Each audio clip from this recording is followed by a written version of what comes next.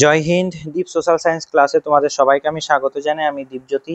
তোমাদের আমি বলেছি চ্যাপ্টার ভিত্তিক অধ্যায় ভিত্তিক ক্লাস করাবো এবং তার সঙ্গে সঙ্গে পূর্ববর্তী বছরগুলোতে এবং যে প্রশ্ন এসেছে সেগুলো তোমাদের সঙ্গে আলোচনা করব এবং তার সঙ্গে সঙ্গে মক টেস্টও নেব। আজকে এই প্রশ্নপত্রে প্রায় 50টা প্রশ্ন আছে। প্রথম ক্লাসে আমরা 25টা আলোচনা করব, উত্তর সহ ব্যাখ্যাও করব এবং বাকি 25টা পরের ক্লাসে আলোচনা করব। আমাদের প্রথম প্রশ্ন দিয়েছে, এখানে ইংরেজি থাকলেও আমি বাংলায় বলবো, বাংলাতে বলে তোমাদের প্রশ্নটা বোঝাবো। কি বলেছে? A small mountain lake, specially one that collects in a cirque basin behind risers of rock material is called. অর্থাৎ এখানে বলতে চাইছে করি বা সার্কের মধ্যে যে হ্রদ তৈরি হয় দুটো মাউন্টেনের মাঝে, তাকে কি বলা হয়? এখানে আমাদের উত্তর হবে টার্ন হ্রদ। এখানে উত্তর হবে টার্ন হ্রদ। ঠিক আছে। এই যে সবকটা যে ভূমিরূপের নাম দিয়েছে, এই সবকটা ভূমিরূপই হিমবাহের ক্ষয়কার্যের ফলে তৈরি হয়। কি ক্ষয়কার্যের ফলে তৈরি হয়? হিমবাহ ক্ষয়কার্য। ঠিক আছে, হিমবাহের ক্ষয়কার্য দ্বারা তৈরি হয়। সিরাক বলতে কি বোঝায় বা করি বলতে কি বোঝায়, কল, হর্ন এবং এডিটি বলতে কি বোঝায় আমি ছবি দেখাচ্ছি, ছবির মাধ্যমে তোমাদের এক্সপ্লেন করছি। দেখো এখানে যে ছবিটা দেখতে পাচ্ছ, এখানে এই যে হিমবাহের ক্ষয়কার্যের ফলে যে অংশটা সিরাক লেখা আছে, এটা একটা কি হাতলযুক্ত চেয়ারের ন্যায় ভূমিরূপ। হিমবাহের ক্ষয়কার্যের ফলে সৃষ্ট একটা হাতলযুক্ত চেয়ারের ন্যায় ভূমিরূপ। এই যে এই অংশটা ক্ষয় না পেয়ে দাঁড়িয়ে আছে, এই অংশটাও ক্ষয় না পেয়ে দাঁড়িয়ে আছে, আর মাঝখানের অংশটা একটা হাতলযুক্ত চেয়ারের ন্যায় তৈরি হয়েছে। এটাকে বলা হয় কি? করি বা শার্ক। এই করি বা শার্ক বিভিন্ন দেশে বিভিন্ন নামে পরিচিত। ঠিক আছে, বিভিন্ন দেশে বিভিন্ন নামে পরিচিত। এটা একটা হাতলযুক্ত চেয়ারের ন্যায় ভূমিরূপ, একে বলা হয় হাতলযুক্ত চেয়ারের ন্যায় ভূমিরূপ বলা হয়। ঠিক আছে, এই হাতলযুক্ত চেয়ার ন্যায় ভূমিরূপ বলা হয়। আর এর বিভিন্ন দেশে বিভিন্ন নাম, সেটা আমি লিখছি, মনে রাখবে। 1 নম্বর যদি বলা হয়, 1 নম্বর দেশ বলা হবে, এই যে করি বা শার্ক বলা হচ্ছে, করি বলা হচ্ছে কোথায়? করি বলা হচ্ছে ইংল্যান্ড এবং স্কটল্যান্ডে। ইংল্যান্ড অ্যান্ড স্কটল্যান্ডে বলা হয় করি, হাতলযুক্ত চেয়ারের ন্যায় ভূমিরূপ। তারপরে 2 নম্বর যদি বলি, জার্মানিতে বলা হয় কার। জার্মানিতে বলা হয় কার। 3 নম্বর, নরওয়েতে বলা হয় বন। নরওয়েতে বলা হয় বন। 4 নম্বর দেশ, ফ্রান্সে বলা হয় শার্ক। ফ্রান্সে বলা হয় শার্ক। ঠিক আছে। আর ইংল্যান্ড, স্কট, এখানে আরেকটা দেশ অ্যাড করো, ইউএসএ, আমেরিকা যুক্তরাষ্ট্র, একে কি বলা হয়? করি। 5 নম্বর দেশ, এই হাতলযুক্ত চেয়ার ন্যায় ভূমিরূপকে স্পেনে বলা হয় হয়ো। স্পেনে বলা হয় হয়ো। 6 নম্বর দেশে এই ভূমিরূপ বলা হয়, স্ক্যান্ডিনেভিয়ায় বলা হয় কেদল বা বোত্ন। স্ক্যান্ডিনেভিয়া।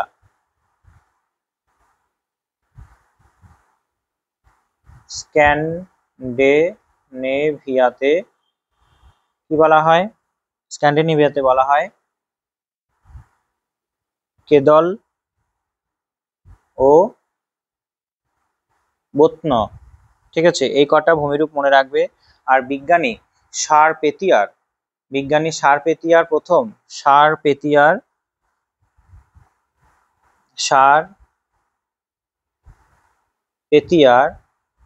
এই শার্ক শব্দটা প্রথম ব্যবহার করে।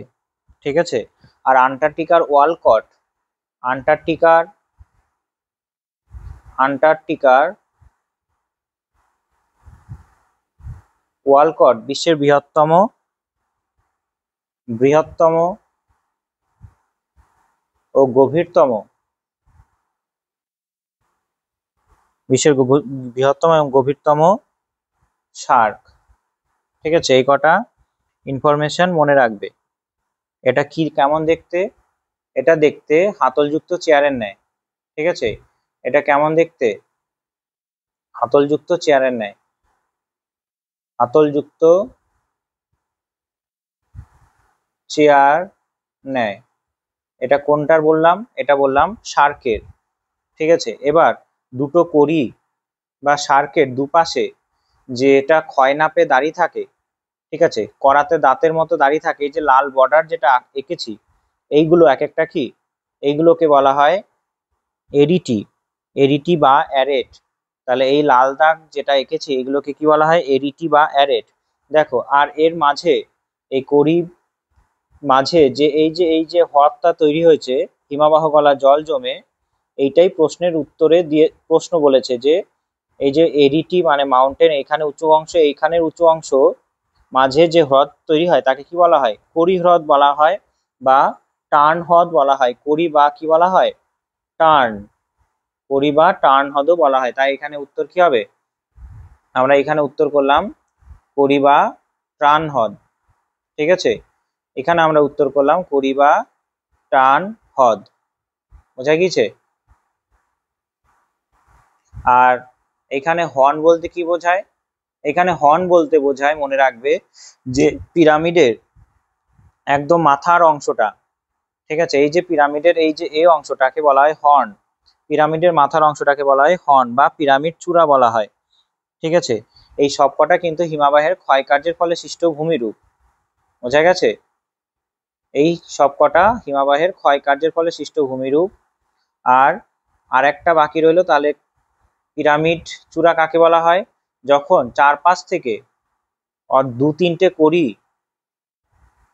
বা শার্ক অবস্থান করবে, ঠিক আছে, দু তিনটে কড়ি বা শার্ক অবস্থান করবে, সেই কড়ির সব থেকে উঁচুতম অংশে, সেই কড়ির সব থেকে উঁচুতম অংশে এই পিরামিড চূড়া তৈরি হবে। ঠিক আছে, এই পিরামিড চূড়া তৈরি হবে। বোঝা গিয়েছে? বেশ। আর একটা কি কল আছে, কলটা আমি বলছি। কলটা হলো এই যে এরিটির অংশটা যদি ক্ষয়প্রাপ্ত হয়ে যায়, এরিটির এই অংশটা যখন ক্ষয়প্রাপ্ত হয়ে যাবে, এরিটির এই অংশটা কোনো কারণে যখন ক্ষয়প্রাপ্ত হয়ে যাবে, তখন একটা ছোট্ট গিরিপথ তৈরি হবে। অর্থাৎ এই কড়ি থেকে এই কড়ি পর্যন্ত যাওয়ার একটা ছোট্ট পথের মতো তৈরি হবে। এটাকে বলা হয় কি? কল। এখানে কল দিয়েছে, এই যে কল। ঠিক আছে, তাহলে কল মানে কি? একটি নিচু গিরিপথ বা পাথুরে জায়গা যেখানে দুটি পার্শ্ববর্তী শার্ক বা সিংহের মধ্যে দুটি পার্শ্ববর্তী শার্ক বা দুটো পর্বতের মাঝে তৈরি হয়। এই যে এখানে কি তৈরি হবে? কল তৈরি হবে। ঠিক আছে, এই যে ব্লু কালারের এই অংশটা তৈরি হবে কল। এই যে এখানে আমি ছবিতে দেখিয়েছি, এই যে এইগুলো পিরামিড চূড়া, অর্থাৎ একবারে পর্বতের উপরের অংশটাকে বলা হয় পিরামিড চূড়া। আর এই যে কড়ির দুটো কড়ির মাঝের অংশটাকে বলা হয় কি? কল। ঠিক আছে, কল কি হবে? যখন এইটি ক্ষয়প্রাপ্ত হবে তখনই তৈরি হবে। ঠিক আছে, কি বলা হয়, কিভাবে গঠিত হবে শুনে নাও। যখন দুই পাশের যে শার্ক আছে একে অপরের দিকে ক্ষয় করতে করতে এগিয়ে আসে, তখন মাঝখানে একটু নিচু ছোট্ট গিরিপথ তৈরি হয়। অর্থাৎ এই যে এই অংশটা ক্ষয় করতে করতে এইদিকে আসবে, এইদিকে ক্ষয় করতে করতে এইদিকে আসবে। ভালো করে দেখাই, এই দিকের অংশটা, এই যে এই অংশটা ক্ষয় করতে করতে এদিকে আসবে, আবার এই দিকেও ক্ষয় করতে করতে এগিয়ে আসবে। যখন ক্ষয়প্রাপ্ত হয়ে যাবে, যে গর্ত অবনত অংশ তৈরি হবে দুটো শার্ক বা সিংহের মাঝখানে, তখন সেটাকে বলা হবে কি? কল। ঠিক আছে, কল বোঝা গেল, এরিটি বোঝা গেল, আর হর্ন বোঝা গেল। হর্ন কাকে বলবো? যে একটি পর্বত শৃঙ্গের বিভিন্ন দিকে তিন চারটে যখন শার্ক গঠিত হয়, তখন সব থেকে উঁচু অংশটাকে বলা হয় কি? হর্ন। এইদিকেও একটা কড়ি, এইদিকেও একটা কড়ি আছে, কড়ি বা শার্ক আছে, মাঝখানের উঁচু অংশটাকে বলা হয় কি? পিরামিড চূড়া। ঠিক আছে, উদাহরণ হিসাবে মনে রাখবে, বদ্রীনাথের কাছে, আমাদের ভারতে বদ্রীনাথের কাছে নীলকণ্ঠ একটা পিরামিড চূড়া, সুইজারল্যান্ডে ম্যাটারহর্ন একটা পিরামিড চূড়া। ঠিক আছে, নেপাল হিমালয় মাকালুও একটা পিরামিড চূড়া। ঠিক আছে, আল্পস পর্বতে ম্যাটারহর্নের নামে এই হর্ন নামকরণ করা হয়েছে। আল্পস পর্বতে, ঠিক আছে, ইউরোপের আল্পস পর্বতে ম্যাটারহর্নের নাম অনুসারে এর নামকরণ করা হয়েছে। আরো ভূমিরূপ আছে। আর কি ভূমিরূপ আছে? হিমাবাহের ক্ষয়কার্যের ফলে। আর একটা ভূমিরূপ আছে হ্যাঙ্গিং ভ্যালি। হ্যাঙ্গিং ভ্যালি মনে রাখবে, এই যে হ্যাঙ্গিং ভ্যালি, এই যে এটা একটা উপহিমাবাহ, এইগুলো এক একটা কি উপহিমাবাহ এইখানে এসে মিশছে, আর এটা হলো প্রধান হিমাবাহ। এই যে উপহিমাবাহ মিশছে প্রধান হিমাবাহের সঙ্গে, মনে রাখবে এই যে ইউ শেপ ট্রাঙ্ক ভ্যালি যেটা লেখা আছে, এটা এই বরাবরই ছিল, এই বরাবরই ছিল, এই যে লাল কালারে যেটা আঁকলাম এই বরাবরই ছিল, অর্থাৎ এই যে হলুদ কালারের যে অংশটা আছে এই বরাবরই ছিল, কিন্তু প্রধান হিমাবাহতে প্রচুর পরিমাণে বরফ হিমাবাহ জমার জন্য ক্ষয় করে নিচে নেমে গেছে, কিন্তু উপহিমাবাহগুলো এখনো এই কটা কি, এইগুলো হলো উপহিমাবাহ হিমবাহ, এই উপহিমবাহগুলো ক্ষয় না করে উপরেই আছে।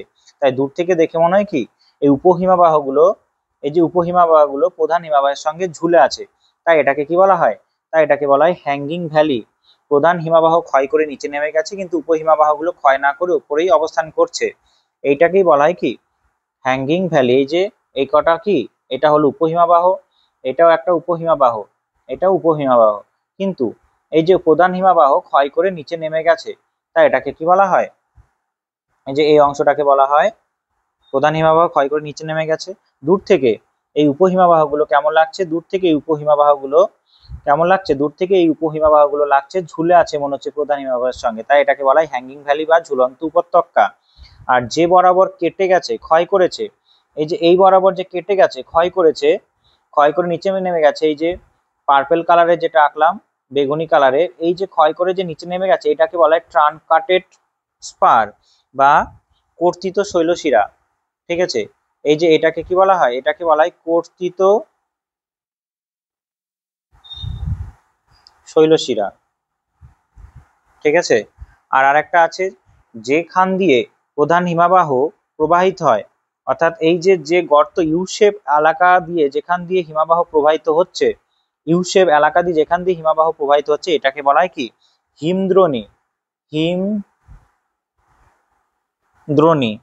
ঠিক আছে, গ্লাসিয়াল ট্রাফ, ইংরেজিতে বলা হয় গ্লাসিয়াল ট্রাফ।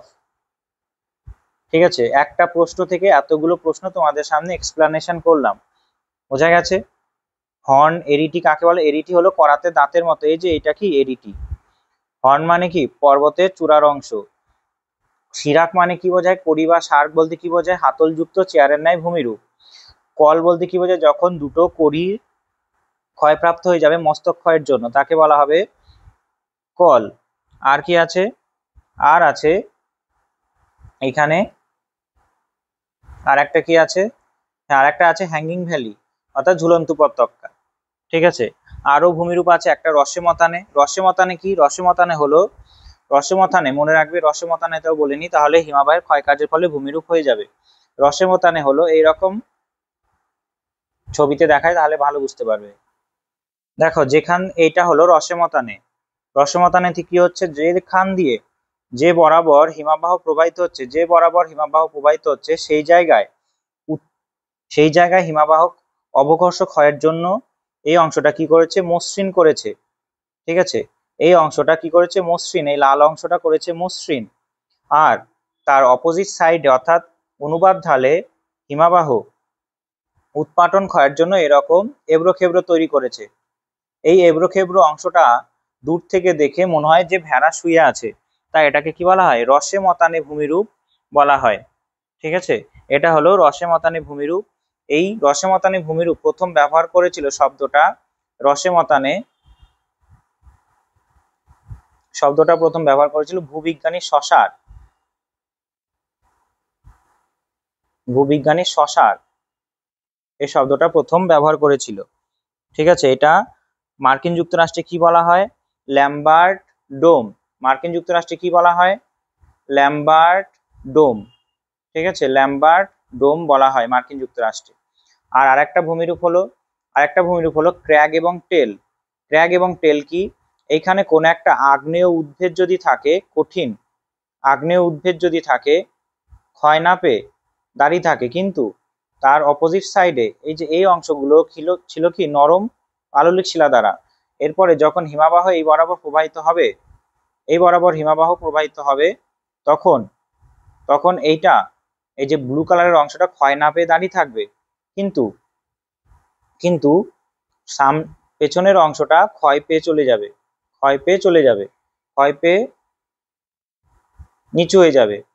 আর দূর থেকে দেখে মনে হয় এটা একটা টিলার মতো দাঁড়িয়ে আছে, যেটাকে বলা হয় ক্র্যাগ। ঠিক আছে, যেটাকে বলা হয় ক্র্যাগ, আর এটাকে বলা হয় টেল বা টিলা এবং পুচ্ছ। এই কটা হলো হিমাবাহের ক্ষয়কার্যের ফলে সৃষ্ট ভূমিরূপ। একটা প্রশ্নের উত্তর বলতে গিয়ে সবকটাই বলে দিলাম। ঠিক আছে, এই যে এটা একটা ক্র্যাগ, এটা হলো একটা, এটা কি হয়ে আছে, এই অংশটা হলো আমাদের হয়ে আছে পুচ্ছর মতো, আর এই ওপরের অংশটা হয়ে গেছে কি, এই যে এই অংশটা হয়ে গেছে টিলার মতো। ঠিক আছে, এই অংশটা হয়ে গেছে টিলার মতো, আর পেছনের অংশটা হয়ে গেছে পুচ্ছের মতো। তাহলে বোঝা গেল সম্পূর্ণ বিষয়টা। এরপরে আমরা কি পড়বো, এরপরে 2 নম্বর প্রশ্ন বলছে যে which one of the following is correct combination of location of volcanic activity. কোন জায়গাটায় সব থেকে ভালো রকম ভাবে অগ্নুৎপাত হয়, এই অগ্নুৎপাত হওয়ার মূল জায়গা কোনটা, এইটা আমাদের উত্তর বলতে হবে।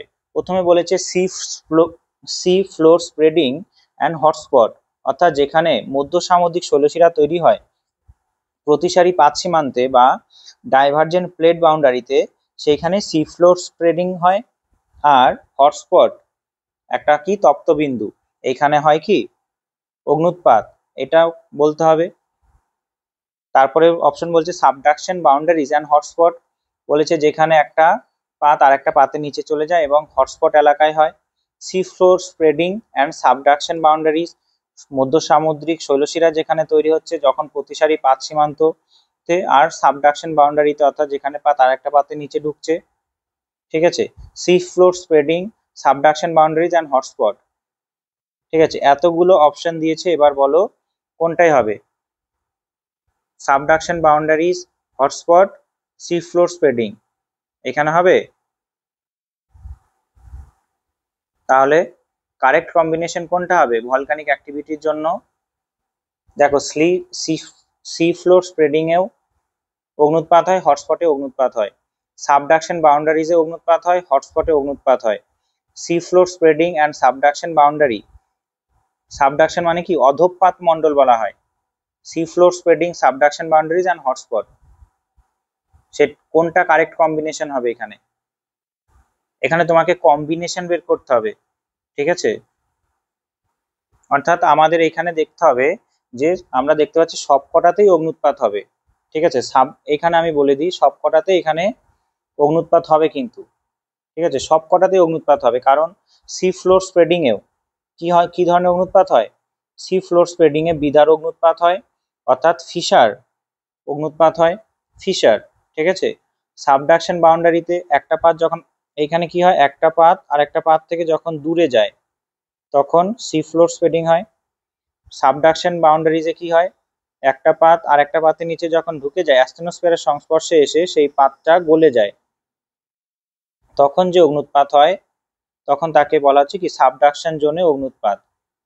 ঠিক আছে, সাবডাকশন জোনে অগ্নুৎপাত। এরকম একটা পাত ঢুকে গেল এই বরাবর, গলে গিয়ে তখন কি হবে, ম্যাগমা এরকম উপরে উঠে বাইরে বেরিয়ে আসে, আর এখানে যখন দুটো পাত সরে যাবে তখন এইরকম ম্যাগমা বাইরে বেরিয়ে আসবে। আর হটস্পট থেকে তো অগ্নুৎপাত হয়, তাই আমাদের উত্তর তিনটেই ঠিক হবে। ঠিক আছে, এইখানে তিনটেই ঠিক হবে, তাই এই কম্বিনেশনটাই চয়েস করা ঠিক হবে। ঠিক আছে, সি ফ্লোর স্প্রেডিং মানে মধ্য সামুদ্রিক যে এলাকা আছে সেটা বড় হওয়া, সাবডাকশন জোন মানে অধঃপাত মন্ডল যেখানে একটা পাত আর একটা পাতের নিচে ঢুকে যেটা অভিসারী পাত সীমান্তে হয়, আর হটস্পট মানে তপ্তবিন্দু। ঠিক আছে, এই হটস্পট থেকে অগ্নুৎপাত হয়। এই হটস্পট বিষয়টা কি আমি এর আগেও আলোচনা করেছি। ঠিক আছে, আর একবার তোমাদের বলে দিই হটস্পট বলতে কি বোঝায়। এই হটস্পট থেকে যে অগ্নুৎপাত হয় সেটা একদম মনে রাখবে যে কেন্দ্রমণ্ডলের মানে অর্থাৎ বহিস্থ কেন্দ্রমণ্ডল থেকে অগ্নুৎপাত হয়, এখানে কোনো পাত সীমান্ত প্রয়োজন নেই। ঠিক আছে, পাত সীমান্ত ছাড়াই এখানে অগ্নুৎপাত হয়, যেমন হাওয়াই দ্বীপপুঞ্জের অগ্নুৎপাত হয়েছে, এখনো হচ্ছে। ঠিক আছে, তারপরে আমাদের যে ডেকান ট্র্যাপ মালভূমি তৈরি হয়েছে সেটা রিইউনিয়ন হটস্পট থেকে তৈরি হয়েছে। সারা পৃথিবীতে প্রায় 21টি হটস্পট এখনো খুঁজে পাওয়া গেছে। ঠিক আছে, এই 21টি হটস্পটের মধ্যে আমাদের যে হটস্পট থেকে ডেকান ট্র্যাপ মালভূমি তৈরি হয়েছে তার নাম কি? Reunion hotspot. আর হাওয়াই দ্বীপপুঞ্জের হটস্পট আছে, ঠিক আছে। আর এই হটস্পট শব্দটা প্রথম ধারণা দিয়েছিলেন জসন মর্গ্যান, মনে রাখবে। বোঝা গেছে? বেশ। 3 নম্বর প্রশ্ন, অ্যাসার্টেশন অ্যান্ড রিজন দিয়ে প্রশ্ন দিয়েছে, খুব ভালো রকম ভাবে উত্তর করতে হবে দেখে শুনে। Complexity of ল্যান্ডফর্মস evolution is more common than simplicity. বলেছে ল্যান্ডফর্ম অর্থাৎ ভূমিরূপ বিবর্তনে জটিলতাই সব থেকে বেশি সরলীকরণের থেকে। সিম্পলিসিটি মানে সরলীকরণ। Structure plays a vital role in the evolution of landform. Structure মানে একটা শিলার গঠন কোন একটা ভূমিরূপের বিবর্তনে গুরুত্বপূর্ণ ভূমিকা পালন করে। এখানে কোন বিষয়টা ঠিক হবে? Both A and R true, নাকি both A and R true but R is a part of explanation, অর্থাৎ আর যেটা বলেছে সেটা এর এক্সপ্লানেশন করছে নাকি, ব্যাখ্যা করছে নাকি। C, A is true but R is false বলছে কিনা, R is true but A is false বলছে কিনা। এখানে উত্তর কোনটা হবে? ঠিক আছে, উত্তর নিশ্চয়ই তোমরা করে নিয়েছো এতক্ষণে। আমি যে উত্তরটা বলছি দেখো ঠিক হলো কিনা। তাহলে এখানে উত্তর হবে বি, অর্থাৎ বোথ এ আর ট্রু, দুটোই ঠিক। আর R is a part of explanation. ঠিক আছে, বেশ। 3টে হয়ে গেল আমাদের উত্তর করা এবং তার সঙ্গে এক্সপ্লানেশনও হলো। এরপরে 4 নম্বর প্রশ্ন বলেছে লিস্ট 1 অ্যান্ড লিস্ট 2 বলেছে লোয়েস্ট। লোয়েস্ট কথার অর্থ মনে রাখবে স্থানচ্যুত বস্তু, স্থানচ্যুত বস্তু। ঠিক আছে, তারপর স্পিডস, স্পিডস মনে রাখবে সমুদ্রের কোন একটা অংশ উপকূল থেকে যখন সমুদ্রের দিকে বিস্তৃত থাকে তখন তাকে বলা হয় কি? স্পিড। এটা সমুদ্রের উপকূল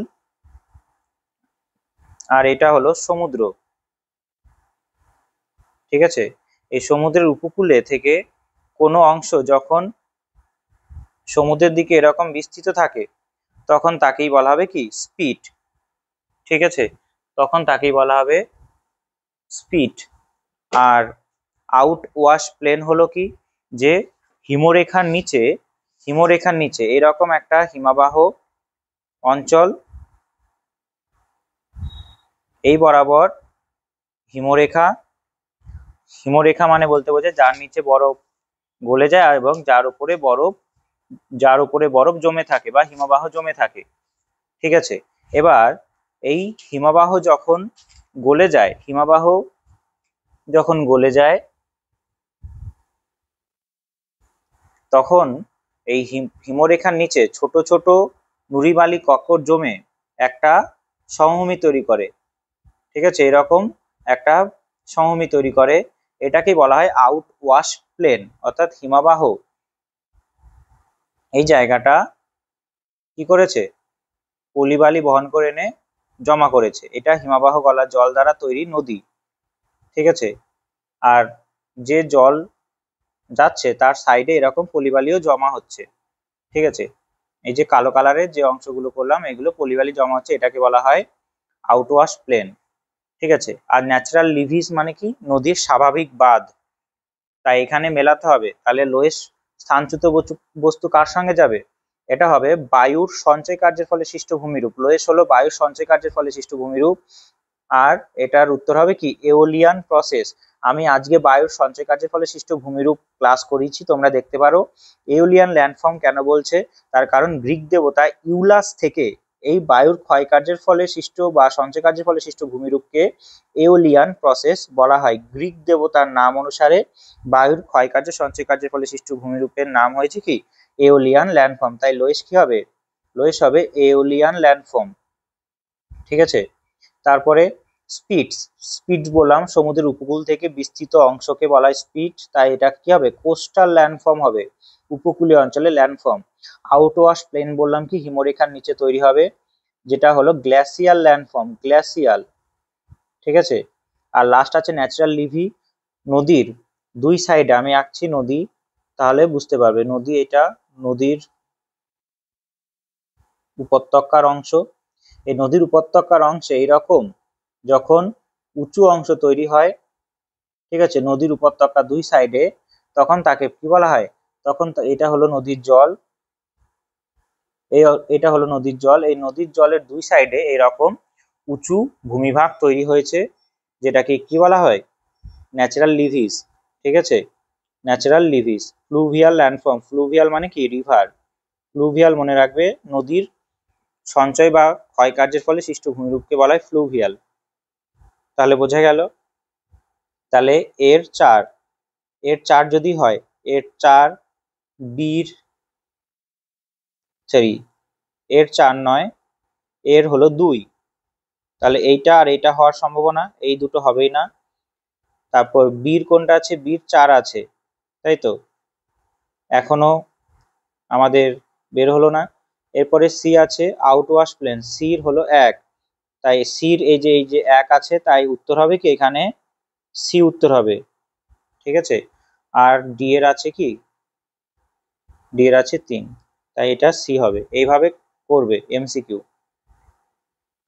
এরপরে বলেছে 5 নম্বর প্রশ্ন, in plate tectonics the divergent boundaries আর ক্যারেক্টারিস্টিক্স অফ ডাইভার্জেন্ট বাউন্ডারিজ, মানে কি? যখন একটা পাত আর একটা পাত থেকে দূরে সরে যায় তখন তাকে কি বলা হয়? তখন সেটা কি হয়? কলিশন জোন বলা হয়। যখন কলিশন জোন মানে কি? ধাক্কা লাগা এলাকা বলা হয়। সি ফ্লোর স্প্রেডিং বলা হয়।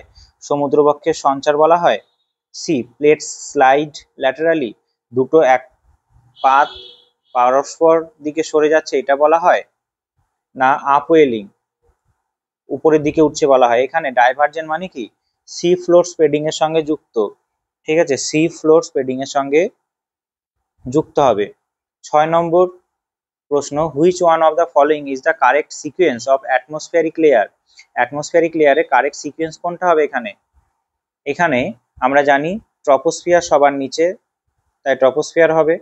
তারপরে হবে স্ট্র্যাটোস্ফিয়ার, ঠিক আছে, তারপরে হবে মেসোস্ফিয়ার, তারপরে হবে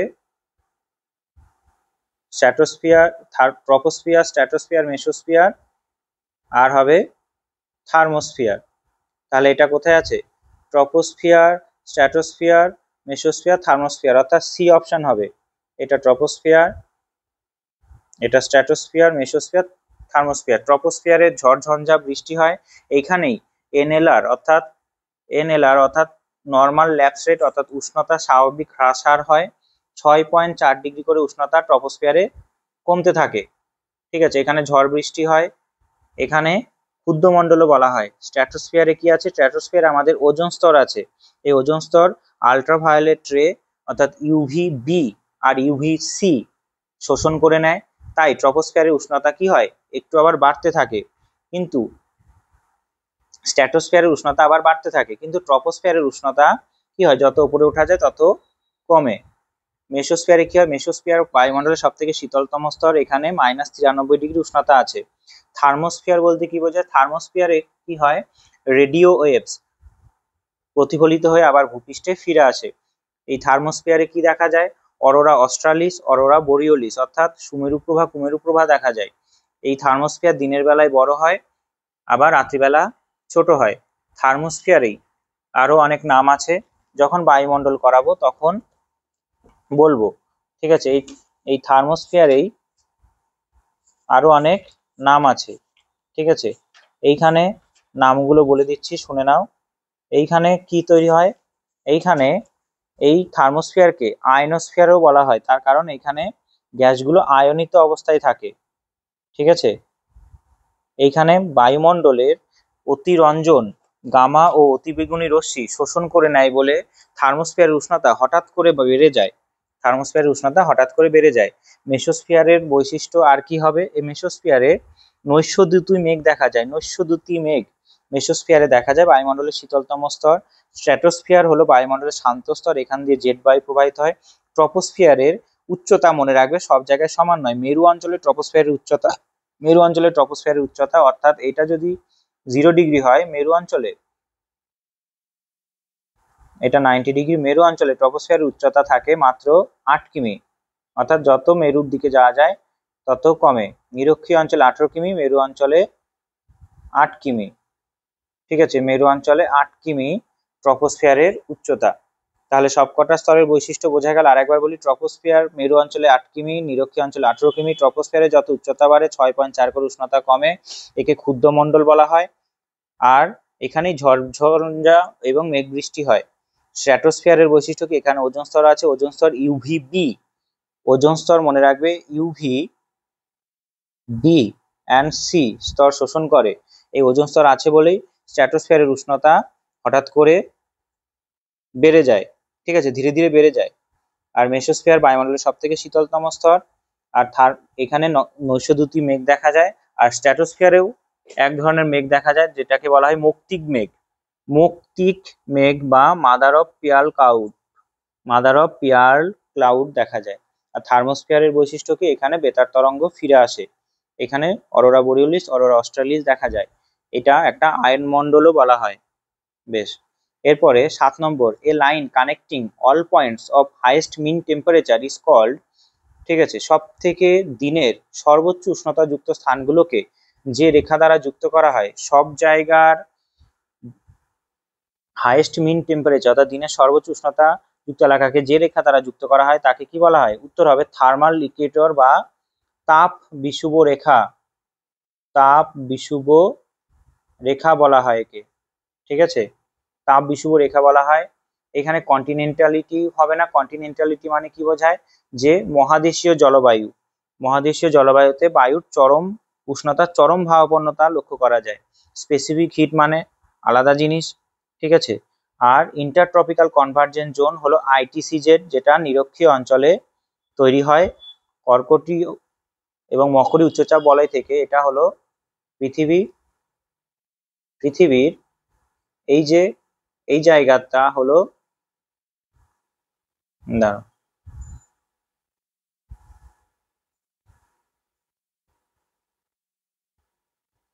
আমি ছবিটা এঁকে দেখিয়ে দিচ্ছি আইটিসিজেড কোথায় তৈরি হয়েছে। এটা 5 ডিগ্রি, এটা 5 ডিগ্রি, এই 5 ডিগ্রিতে কর্কটীয় উচ্চচাপ বলয় থেকে এবং মকরী উচ্চচাপ বলয় থেকে, এটা হলো উত্তর পূর্ব আয়ন বায়ু আর দক্ষিণ পূর্ব আয়ন বায়ু এসে এই নিরক্ষীয় অঞ্চলে মিলিত হয়ে আইটিসিজেড তৈরি করেছে। এই আইটিসিজেডকে ডোলড্রামও বলা হয়, মনে রাখবে ডোলড্রাম, ঠিক আছে, এই আইটিসিজেডকে ডোলড্রামও বলা হয়। আর কর্কটীয় উচ্চচাপ বলয় থেকে এবং মকরী উচ্চচাপ বলয় থেকে বায়ু প্রবাহিত হয়ে আসে। এই কর্কটীয় উচ্চচাপ বলয় এবং মকরী উচ্চচাপ বলয় বায়ু প্রবাহিত হয় না তেমন, তাই এই কর্কটীয় এবং মকরী উচ্চচাপ বলয়কে কি বলা হয়? অশ্ব অক্ষাংশ বলা হয়। অর্থাৎ 25 ডিগ্রি থেকে 35 ডিগ্রি অক্ষাংশ পৃথিবীর আমরা কি বলবো? অশ্ব অক্ষাংশ, ঠিক আছে, অশ্ব অক্ষাংশ বলবো, যেখানে এসে বায়ু কি হয়? ধীর হয়ে যায়, কোনো নৌকা এলে ধীর হয়ে যায়, বায়ু তেমন প্রবাহিত হয় না। Subtropical jet stream range in altitude from subtropical, উপক্রান্তীয় জেট কত মিটার উচ্চতায় থাকে? মনে রাখবে 1000 মিটার সমান 1 কিমি, ঠিক আছে, 1000 মিটার সমান 1 কিমি। এটা কত কিমি উচ্চতায় থাকে? এখানে মনে রাখবে এই জেট স্ট্রিম বলতে কি বোঝায়? জেট স্ট্রিম হলো সারা পৃথিবীতে এই জেট স্ট্রিম প্রবাহিত হয়, সাবট্রপিক্যাল জেট স্ট্রিম প্রবাহিত হয়, ঠিক আছে। এই জেট স্ট্রিম পশ্চিম থেকে পূর্ব দিকে প্রবাহিত হয়, অর্থাৎ পৃথিবীর এইরকম করে আঁকাবাঁকা সর্পিল গতিতে এই জেট স্ট্রিম প্রবাহিত হয়, ঠিক আছে। এই জেট স্ট্রিম, এই সাবট্রপিক্যাল জেট স্ট্রিম প্রবাহিত হয়, মনে রাখবে কত কিমি? 9100 থেকে 13700 মিটার, অর্থাৎ 9 কিমি থেকে 13.5 কিমি উচ্চতায় এটা প্রবাহিত হয়, ঠিক আছে, সাবট্রপিক্যাল জেট স্ট্রিম প্রবাহিত হয়। এখানে কোনটা সাবট্রপিক্যাল জেট স্ট্রিম? এই যে এ পার্টটা, এটা হলো সাবট্রপিক্যাল জেট স্ট্রিম, আর বিটা হলো এই বিটা হলো, এখানে আলাদা কালার দিই তাহলে ভালো বোঝা যায়, এই বিটা হলো পোলার জেট স্ট্রিম, আর এটা হলো subtropical jet stream. Jet stream দ্বিতীয় বিশ্বযুদ্ধের সময় আবিষ্কার হয়েছিল। এই জেট স্ট্রিম যখন আমেরিকা যুক্তরাষ্ট্র থেকে বোমা নিয়ে আমেরিকার প্লেন যাচ্ছিল জাপানের দিকে, তখন গতিবেগ কমে যাচ্ছিল, আর যখন ফিরছিল তখন অনেকটা স্পিড বেড়ে গেছিল। তখন পরবর্তীকালে গবেষণা করে দেখা যায় যে ঊর্ধ্ব বায়ুমণ্ডলে এরকম একটা সজোরে বায়ু প্রবাহিত হয়, সর্পিল আকারে সজোরে বায়ু প্রবাহিত হয়, যার নাম পরবর্তীকালে নাম দেওয়া হয়েছিল কি জেট স্ট্রিম। ঠিক আছে, জেট স্ট্রিম। আর এই বায়ু যদি সমচাপ রেখার সমান্তরালে যায় তখন তাকে বলা হয় জিওস্ট্রপিক বায়ু। ঠিক আছে, আর আঁকা বাঁকা পথে এটা প্রবাহিত হলে এই পথকে বলা হয় রসবি তরঙ্গ। শুনে নাও, সব তো লিখছে না। আর এই জেট স্ট্রিম আবিষ্কার করে এম বেকন। M beacon. ঠিক আছে, এর গতিবেগ প্রায় 161 কিমি থেকে 322 কিমি পর্যন্ত। ভারতে এই জেট স্ট্রিমের প্রভাবিত হয়। ভারতে আরেকটা জেট স্ট্রিম অর্থাৎ দক্ষিণ পশ্চিম মৌসুমী বায়ুকে প্রবাহিত করে। কোন জেট স্ট্রিম মনে রাখবে? পূবালি জেট স্ট্রিম।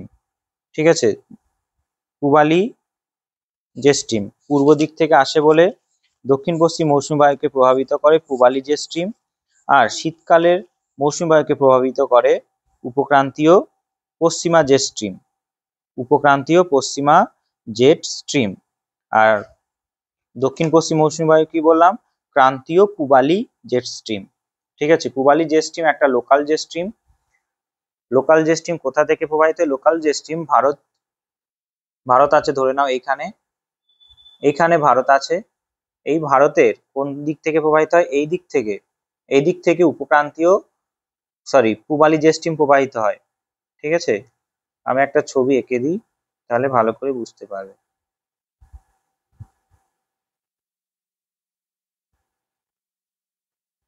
ভারতের ম্যাপ এঁকে আমি দেখিয়ে দিচ্ছি জেট স্ট্রিম ভারতের মৌসুমী বায়ুকে, কোন দুটো জেট স্ট্রিম ভারতের মৌসুমী বায়ুকে প্রভাবিত করে, মোটামুটি একটা ম্যাপ এঁকে আমি দেখিয়ে দিই।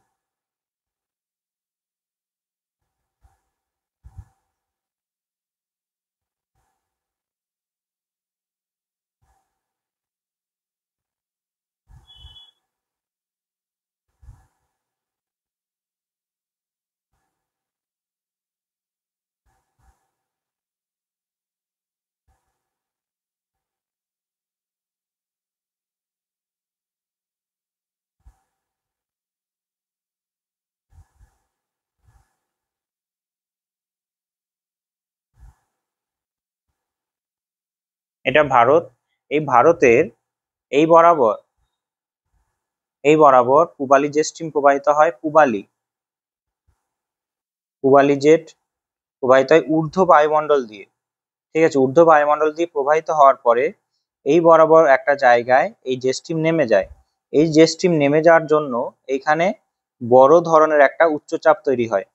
ঠিক আছে, সেই উচ্চচাপ থেকেই দক্ষিণ পশ্চিম মৌসুমী বায়ু সজোরে আরো গতিবেগ বৃদ্ধি করে এই দিকে প্রবাহিত হয়, দক্ষিণ পশ্চিম মৌসুমী বায়ু। ঠিক আছে, এই বরাবর আসছে ভারতের ঊর্ধ্ব বায়ুমণ্ডল দিয়ে আসার পরে এই যে ডট যেখানে দিলাম সেখানে নেমে যাচ্ছে। ঠিক আছে, আর ক্রান্তীয় পশ্চিমা জেট স্ট্রিম ভারতে শীতকালে গ্রীষ্মকালে কোথায় থাকে? অনেকটা উঁচু দিয়ে প্রবাহিত হয়। অনেকটা উঁচু দিয়ে প্রবাহিত হয়, কারণ সূর্যের যখন উত্তরায়ণ সূর্য যখন মোটামুটি এই জায়গায় থাকে তখন পশ্চিমা জেট স্ট্রিম অনেকটা উঁচুতে উঠে যায়। ঠিক আছে, আর পূবালি জেট স্ট্রিম ভারতে এন্ট্রি করে। আর যখন এই সূর্য যখন এইখান থেকে চলে যায়, সূর্য যখন এই দিকে চলে যায়,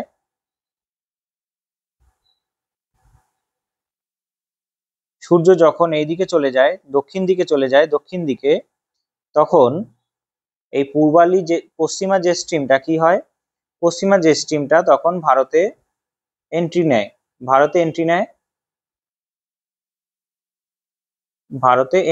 পশ্চিমা যে স্ট্রিম ভারতের এইখান দিয়ে প্রবাহিত হয়। আর এর আবার দুটো শাখায় ভাগও হয়ে যায়। একটা শাখা তিব্বত মালভূমির উত্তর দিকে, আর একটা শাখা ভারতের এই বরাবর প্রবাহিত হয়। এটা হয় শীতকালে। ঠিক আছে, শীতকালে প্রবাহিত হয়। আর পূবালি যে স্ট্রিম ভারত থেকে সেই সময় সম্পূর্ণরূপে ভ্যানিশ হয়ে যায়। ঠিক আছে, ভ্যানিশ হয়ে যায়। আর ভারতে তখন দক্ষিণ পশ্চিম মৌসুমী বায়ু প্রবাহিত হয় না। ভারতে তখন এইখানে হয়ে যায় হাই প্রেসার, স্থলভাগে হয়ে যায় হাই প্রেসার। তাই উত্তর দিক থেকে আমাদের কি প্রবাহিত হয়? দক্ষিণ পশ্চিম উত্তর পূর্ব মৌসুমী বায়ু প্রবাহিত হয়। তাই উত্তর পূর্ব মৌসুমী বায়ুকে প্রবাহিত করে উপক্রান্তীয় পশ্চিমা জেট, পশ্চিমা জেট, ঠিক আছে। আর এই উপক্রান্তীয় পশ্চিমা জেট ভূমধ্যসাগর থেকে জলীয় বাষ্প নিয়ে এসে, ভূমধ্যসাগর থেকে জলীয় বাষ্প নিয়ে এসে কি করে, এই পাঞ্জাব হরিয়ানায় বৃষ্টিপাত ঘটায়, আর জম্মু কাশ্মীরে তুষারপাত ঘটায়, যাকে বলা হয় পশ্চিমী ঝঞ্ঝা বা ওয়েস্টার্ন ডিস্টারবেন্স। ঠিক আছে, এই জেট স্ট্রিম নিয়ে অনেক কথা বলে দিলাম, বোঝা গেছে জেট স্ট্রিম তবে? ঠিক আছে, জেট স্ট্রিম তবে বোঝা গেছে, বেশ। এরপরে আমাদের মনে রাখতে হবে, এরপরে প্রশ্ন আছে Atlantic subtropical high pressure, Atlantic subtropical high pressure cell is called, অর্থাৎ আটলান্টিক মহাসাগরে যে হাই প্রেসার আছে তার নাম কি, সেটাকে কি বলা হয়? উত্তর হবে অ্যাজোরাস হাই, উত্তর মনে রাখবে অ্যাজোরাস হাই, ঠিক আছে, অ্যাজোরাস হাই। আর এই হ্যাডলি সেল, ফেরেল সেল, তারপর পোলার সেল আমি আগের যে প্রশ্নপত্র আলোচনা করেছি সেখানে ব্যাখ্যা করেছি, তোমরা দেখতে পারো, ঠিক আছে। এখানে অ্যাজোরাস হাই দিয়ে মনে রাখবে, বেশ। এরপর আছে occluded front is formed, occluded সীমান্ত কোথায় তৈরি হয়? অক্লুডেড সীমান্ত তৈরি হয় যখন, যখন একটা শীতল সীমান্ত উষ্ণ সীমান্তর জায়গা দখল করে নেয়, উত্তর হবে এইটা নাতিশীতোষ্ণ ঘূর্ণবাতে এটা তৈরি হয়, ঠিক আছে। অক্লুডেড ফ্রন্ট নাতিশীতোষ্ণ ঘূর্ণবাতে তৈরি হয়, ঠিক আছে, মনে থাকবে, বেশ। নাতিশীতোষ্ণ ঘূর্ণবাতে কি হয়, এইটা শীতল সীমান্ত আর আরেক পাশ থেকে উষ্ণ সীমান্ত এসে দুটোর মধ্যে কি হয়, সংঘর্ষ হয়। এই সংঘর্ষের ফলে মাঝখান বরাবর যে অঞ্চল তৈরি হয় তাকেই বলা হয় কি, মাঝখান বরাবর যে অংশ তৈরি হয় এটাকেই বলা হয় সীমান্ত, ঠিক আছে। এরপরে শীতল সীমান্ত কি করে, আরো সামনের দিকে এগিয়ে যায় আর উষ্ণ সীমান্তকে উপরের দিকে তুলে দেয়, তখন সেটাকে কি বলা হবে, তখন সেটাকে বলা হয় অক্লুডেড ফ্রন্ট, ঠিক আছে, তখন সেটাকে বলা হবে অক্লুডেড ফ্রন্ট। আমি ছবিতে দেখাচ্ছি তাহলে ভালো করে বুঝতে পারবে। দেখো এই নাতিশীতোষ্ণ ঘূর্ণবাতে এটা তৈরি হয়, আর একটা কথা, নাতিশীতোষ্ণ ঘূর্ণবাত 30 থেকে 60 ডিগ্রির মধ্যেই তৈরি হয়। এই নাতিশীতোষ্ণ ঘূর্ণবাতে ঘূর্ণবাতের চক্ষু তৈরি হয় না, এখানে কি তৈরি হয়, এখানে তৈরি হয় সীমান্ত, ঠিক আছে, উষ্ণ সীমান্ত আর শীতল সীমান্ত তৈরি হয়। আর এই দুটো সীমান্তের মধ্যে যখন সংঘর্ষ হয় তখনই আমাদের কি হয়, তখনই আমাদের একটা ঘূর্ণিঝড়ের মতো পরিস্থিতি তৈরি হয়, ক্রান্তীয় ঘূর্ণিঝড় বলছি, নাতিশীতোষ্ণ ঘূর্ণবাতের মতো পরিস্থিতি তৈরি হয়। এই যে এখানে দেখতে পাচ্ছ যে কোল্ড এয়ার কি করেছে, এই যে এই বরাবর কোল্ড এয়ারকে কেমন করে দেখানো হয়, এই যে এরকম দাঁতের মতো দেখানো হচ্ছে, এটা মনে রাখবে, ঠিক আছে। এই যে এইরকম এরকম দাঁতের মতো দেখানো হচ্ছে, একবারে তীক্ষ্ণ আকারে এইভাবে কোল্ড ফ্রন্ট দেখানো হয়, ঠিক আছে। আর উষ্ণ ফ্রন্ট কেমন করে দেখানো হয়, এইরকম লাল কালারের এইভাবে গোল গোল করে দেখানো হয়। আর এই শীতল সীমান্ত কি করেছে, শীতল সীমান্ত এইদিকে এসে উষ্ণ জায়গাটা দখল করে নিয়েছে, অর্থাৎ উষ্ণ জায়গা কতখানি বিস্তৃত ছিল, উষ্ণ জায়গা আগে এতখানি বিস্তৃত ছিল, উষ্ণ জায়গা এতখানি বিস্তৃত ছিল, ঠিক আছে, উষ্ণ জায়গা এতখানি বিস্তৃত ছিল, কিন্তু শীতল সীমান্ত সেই জায়গাটা দখল করে নিয়েছে, তাই এখানে তৈরি হচ্ছে কি, অক্লুডেড ফ্রন্ট বা অন্তর্ধিত সীমান্ত, অক্লুডেড ফ্রন্ট দিয়ে মনে রাখবে। এইখানে দেখতে পাবে যে কোল্ড ফ্রন্ট উষ্ণ সীমান্তের জায়গা দখল করে নিয়েছে, ঠিক আছে, এই যে এতখানি উষ্ণ সীমান্তের ছিল কিন্তু দখল করে নিয়েছে, ঠিক আছে, বেশ। তাহলে এটা বোঝা গেল নাতিশীতোষ্ণ ঘূর্ণবাতে অক্লুডেড ফ্রন্ট তৈরি হয় যখন কোল্ড ফ্রন্ট ওভাররান দা ওয়ার্ম ফ্রন্ট, যখন উষ্ণ সীমান্তকে শীতল সীমান্ত দখল করে নেয় তখন এটা তৈরি হয়।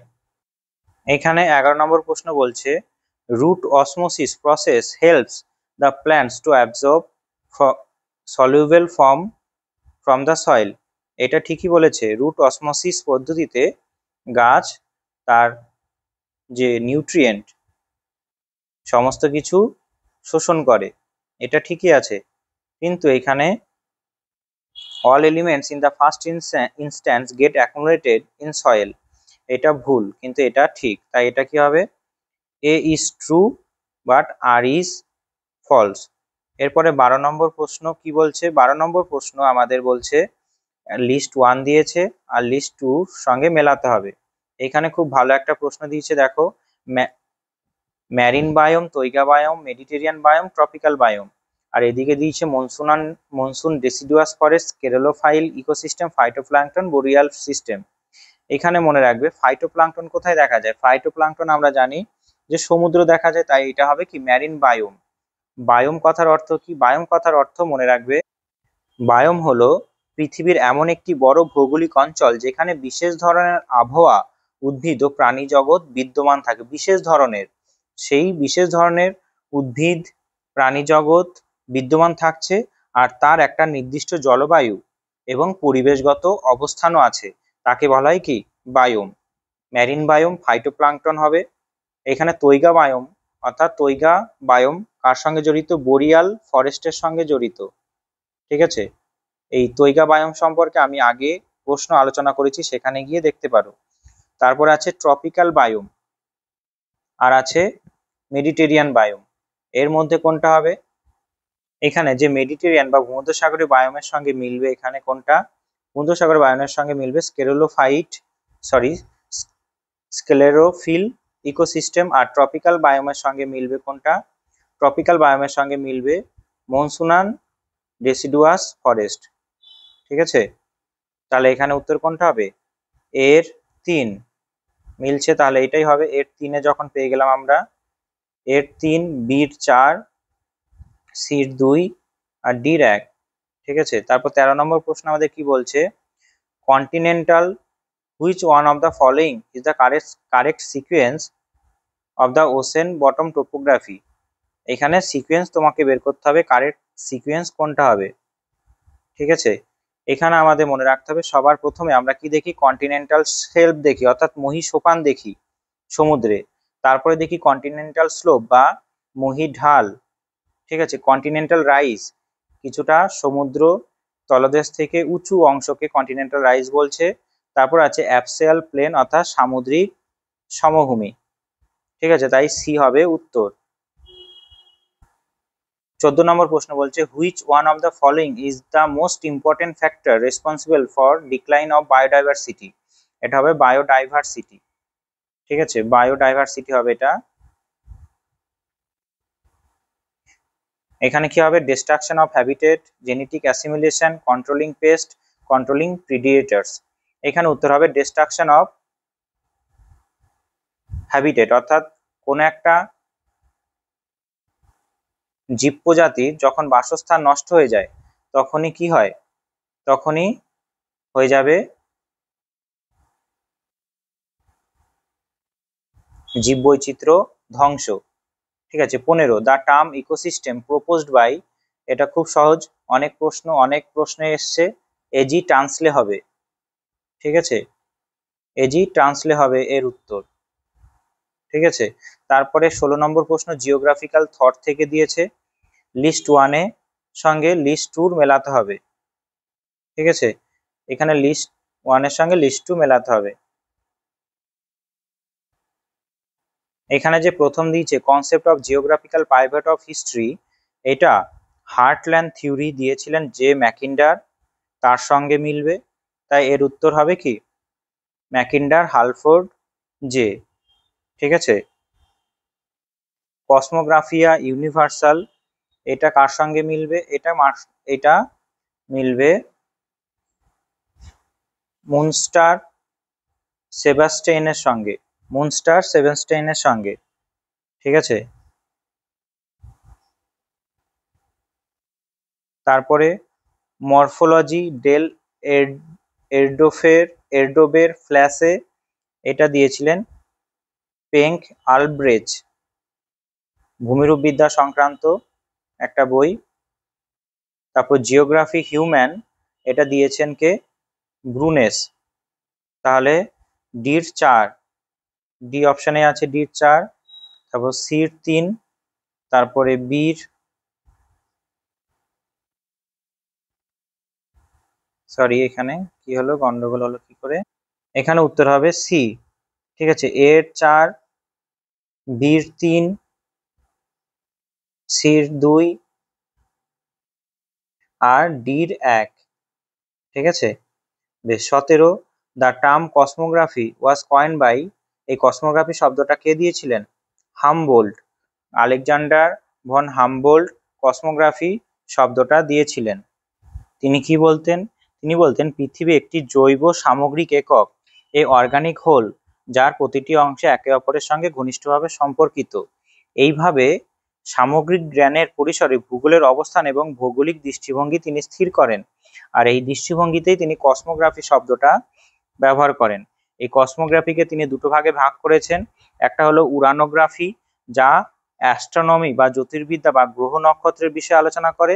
আর একটা ভাগে নাম দিয়েছেন জিওগ্রাফি, যা বা ভূগোল, যা পৃথিবী সম্পর্কে আলোচনা করে। কসমোগ্রাফি দুটো ভাগ, কি বললাম? একটা উরানোগ্রাফি, ঠিক আছে, উরানোগ্রাফি আমি এখানে লিখে দিই। কসমোগ্রাফি দুটো ভাগ, একটা উরানোগ্রাফি যেখানে গ্রহ নক্ষত্র সম্পর্কে বলেছেন, আর একটা ভাগের নাম দিয়েছেন জিওগ্রাফি, যা পৃথিবী সম্পর্কে আলোচনা করে।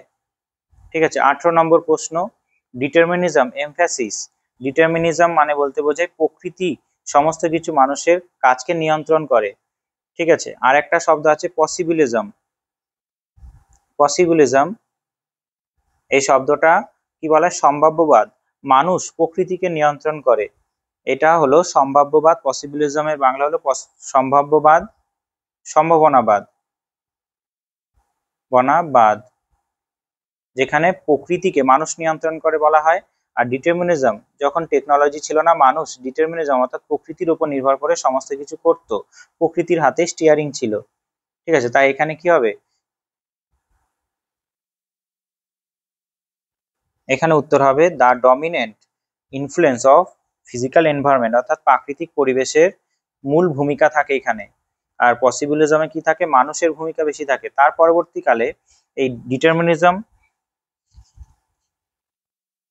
এই ডিটারমিনিজম বলতে প্রাকৃতিক পরিবেশ দ্বারা মানুষ নিয়ন্ত্রিত হয় বলা হয়।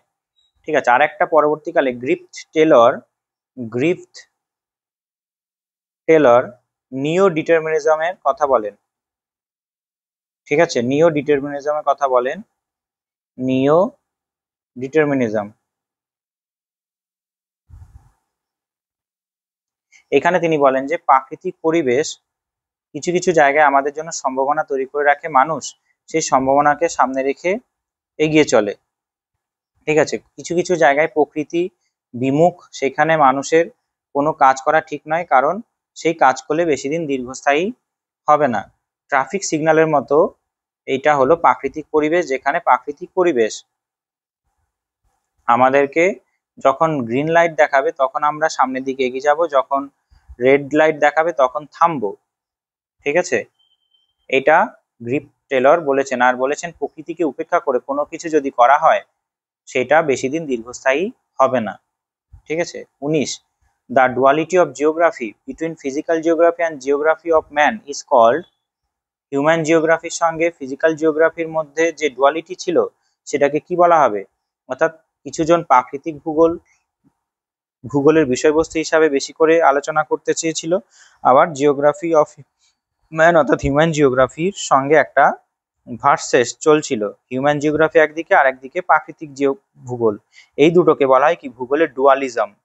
ঠিক আছে, ডুয়ালিজম, যখন দুটো মতবাদী প্যারালালি একসঙ্গে চলে তখন সেটাকে বলা হয় কি? ডুয়ালিজম। এখানে 20 নম্বর বলছে who differentiate between general and regional geography. কে জেনারেল জিওগ্রাফি এবং রিজনাল আঞ্চলিক ভূগোলের সঙ্গে পার্থক্য তৈরি করেন? ঠিক আছে, এখানে কে উত্তর হবে? এখানে উত্তর হবে মনে রাখবে ভিদাল দে লা ব্লাস। ভিদাল দে লা ব্লাস প্রাকৃতিক ভূগোল এবং জেনারেল জিওগ্রাফির সঙ্গে পার্থক্য করেন। ঠিক আছে, এখানে একটু ভুল হয়েছে, এটা ভিদাল দে লা ব্লাস হবে না, এটা রিকোথোফেন হবে। ঠিক আছে, রিকোথোফেন কি এই জেনারেল জিওগ্রাফি এবং রিজনাল জিওগ্রাফির মধ্যে পার্থক্য করেছিলেন। তিনি ছিলেন একজন জার্মান জিওগ্রাফার। রিকোথোফেন কি ছিলেন? একজন জার্মান জিওগ্রাফার ছিলেন। ঠিক আছে, আর ভিদাল দে লা ব্লাস জেনারে ডি ভি বা জীবনশৈলীর যে বিষয়টা সেটা ব্যাখ্যা করেন। সরি এখানে জীবনশৈলী নয়, হ্যাঁ জীবনশৈলী, জেনারে ডি ভি, ভিদাল দে লা ব্লাস সম্পর্কে মনে রাখে জেনারে ডে ভি। ঠিক আছে, মানুষের জীবনযাত্রা প্রণালী বা জীবনশৈলীর কথা বলেন। আর পেজের ধারণা দেন তিনি, পেজ, ঠিক আছে, পেজের ধারণা তিনি দিয়েছিলেন। ঠিক আছে, মনে থাকবে।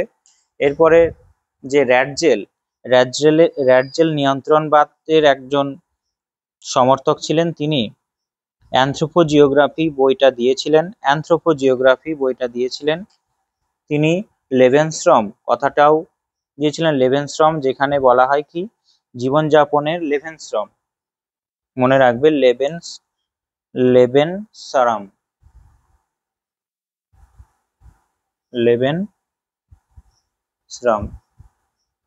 এই লেভেনস্ট্রম মানে বলতে বোঝায় যে লিভিং স্পেস, ঠিক আছে, জীবনযাপন পরিসর বা উপযোগী স্থান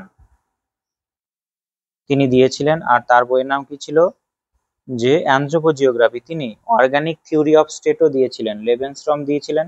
এই লেভেনস্ট্রম কথাটি থেকে হিটলার অনেকটা অনুপ্রাণিত হয়েছিল। আর তিনি কি দিয়েছিলেন, অর্গানিক থিওরি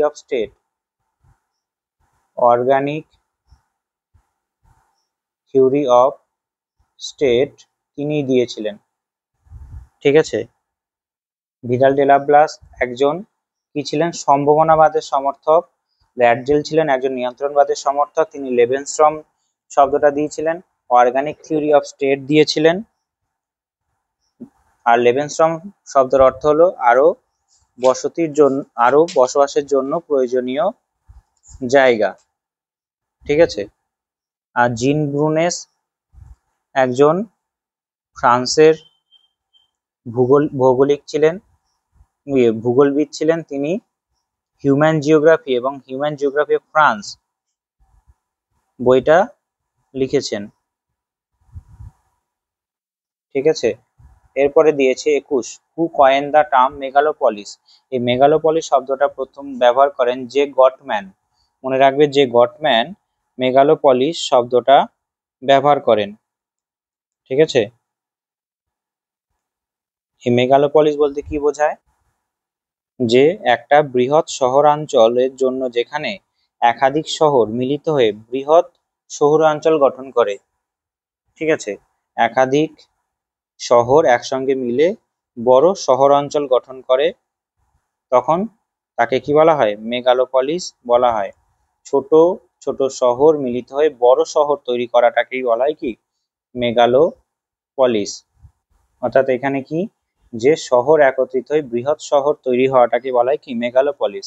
আর এখানে মার্ক জেফারসন কোন শব্দটা দিয়েছিলেন, মার্ক জেফারসন শব্দটা দিয়েছিল, সেটা হলো প্রাইমেট সিটি শব্দটা দিয়েছিল, প্রাইমেট সিটি শব্দটা দিয়েছিল, মনে রাখবে। ঠিক আছে, এই প্রাইমেট সিটি বলতে কি বোঝায়, যে একটি দেশের মধ্যে সবচেয়ে বড়, সবচেয়ে গুরুত্বপূর্ণ এবং দ্বিতীয় বৃহত্তম শহরের চেয়ে অনেক বড় প্রভাবশালী অঞ্চল, সবচেয়ে বড়, সবচেয়ে গুরুত্বপূর্ণ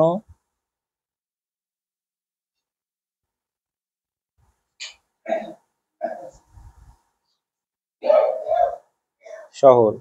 অর্থাৎ এই যে এতটাই গুরুত্বপূর্ণ যে দ্বিতীয় বৃহত্তম যেটা আছে তার থেকেও গুরুত্বপূর্ণ শহর। ঠিক আছে, এরপর আছে লিস্ট 1 আর লিস্ট 2। এই 22-এরটা করতে হবে না। ঠিক আছে, 22-এরটা আমি একটু পরে বলছি, এটা আগে 23-এর আর 24-এরটা করিনি। Which one following is missing in ক্লাসিফাইং A settlement as a town in the census of India.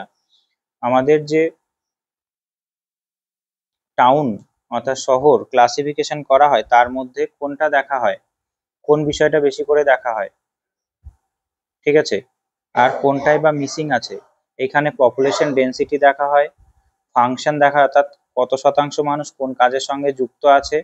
অর্থাৎ শহর বলতে আমরা বলি, সেন্সাস অনুযায়ী শহর বলতে বোঝায় যে 75% মানুষ প্রাথমিক স্তর বাদে অন্য কাজের সঙ্গে যুক্ত থাকবে। পপুলেশন ডেন্সিটি 400 জন প্রতি বর্গ কিমিতে থাকবে। ঠিক আছে, পপুলেশন সাইজ 5000 জনের বেশি থাকবে। এই কটা যখন থাকবে তখন তাকে কি বলা হয়? টাউন।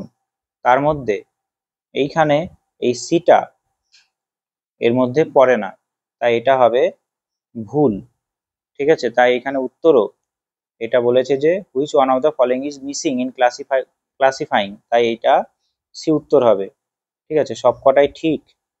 সেন্সাস অফ ইন্ডিয়াতে টাউন ক্লাসিফিকেশনের দিক থেকে শুধুমাত্র সিটা ভুল, তাই সি উত্তর হবে।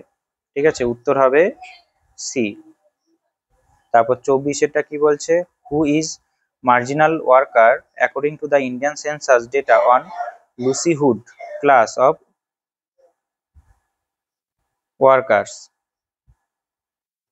এটা লুসিহুড নয়, এটা হলো লাইভলিহুড। ঠিক আছে, এটা হবে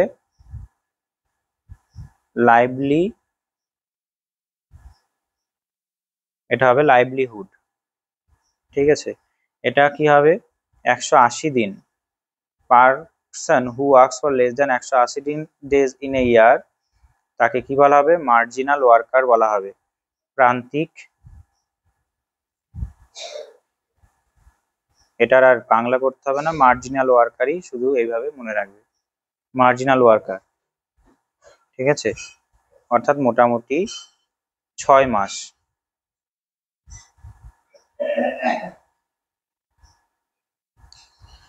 যারা 6 মাসের নিচে কাজ করবে তাকেই বলা হয় মার্জিনাল ওয়ার্কার। ঠিক আছে, এই যে 22-এর প্রশ্নটা দিয়েছে ক্রিস্টালের সেন্টার প্লেস থিওরি থেকে। ঠিক আছে, ক্রিস্টালের সেন্ট্রাল প্লেস থিওরি থেকে এখানে উত্তর আমি বলে দিচ্ছি। সেন্ট্রাল প্লেস থিওরিটা বোঝাতে গেলে একটু সময় লাগবে, আমি উত্তরটা বলে নিই আগে। মার্কেট হ্যামলেট হবে 7 কিমি দূরে। রিজনাল ক্যাপিটাল সিটি হবে 186 কিমি। ডিস্ট্রিক্ট সিটি হবে 36 কিমি এবং টাউনশিপ সেন্টার হবে 12 কিমি। ঠিক আছে, এখানে কি বলেছে? বসতির ধরন অনুযায়ী পরিষেবা কেন্দ্রগুলির মধ্যে নির্দিষ্ট দূরত্ব বলা হয়েছে। এখানে মার্কেট হ্যামলেট হলো সবচেয়ে ছোট, সবচেয়ে ঘন এলাকা। টাউনশিপ সেন্টার হলো এই মার্কেট হ্যামলেটের থেকে একটু বড়। ডিস্ট্রিক্ট সিটি হলো আরো বড় শহর 36 কিমি। আর রিজিওনাল ক্যাপিটাল সিটি হলো সর্বোচ্চ স্তরের পরিষেবা কেন্দ্র 186 কিমি পর্যন্ত দূরত্ব থাকে। ঠিক আছে, রিজিওনাল ক্যাপিটাল সিটি হলো সব থেকে বড়। ঠিক আছে, সব থেকে বড়। তারপরে এটা সবচেয়ে ছোট আর সবচেয়ে বড়। ডিস্ট্রিক্ট সিটিটা হবে এই মার্কেট হ্যামলেটের থেকে, টাউনশিপের থেকে, অর্থাৎ এইটা সব থেকে বড়। তারপরে বড় হবে ডিস্ট্রিক্ট সিটি, তারপরে বড় এই রিজিওনাল ক্যাপিটাল সিটি সব থেকে বড়, তারপরে ছোট ডিস্ট্রিক্ট সিটি, তার নিচে আছে টাউনশিপ সিটি সেন্টার, আর সব থেকে ছোট হলো 4 নম্বরে সব থেকে ছোটটা আছে মার্কেট হ্যামলেট। এটা ক্রিস্টালের সেন্টার প্লেস থিওরি থেকে দিয়েছে। ঠিক আছে, বেশ। তবে প্রায় আমরা 24টা প্রশ্ন আলোচনা করলাম, 1 ঘন্টা লাগলো। শুধুমাত্র উত্তর বলিনি, ব্যাখ্যাও করেছি। ঠিক আছে, আমি প্লে লিস্টে আরো কোশ্চেন আলোচনা করেছি, তোমরা গিয়ে দেখতে পারো। প্লাস এনসিইআরটি বই থেকেও আমি ক্লাস করাচ্ছি, জিওগ্রাফি বই ক্লাস 9 থেকে 12 পর্যন্ত, তোমরা দেখতে পারো। ঠিক আছে, তবে এরপরে আমরা বাকি 26টা প্রশ্ন আলোচনা করব। বেশ, আজকের ক্লাসের জন্য এইটুকুই। ভালো থাকবে। জয় হিন্দ, জয় ভারত।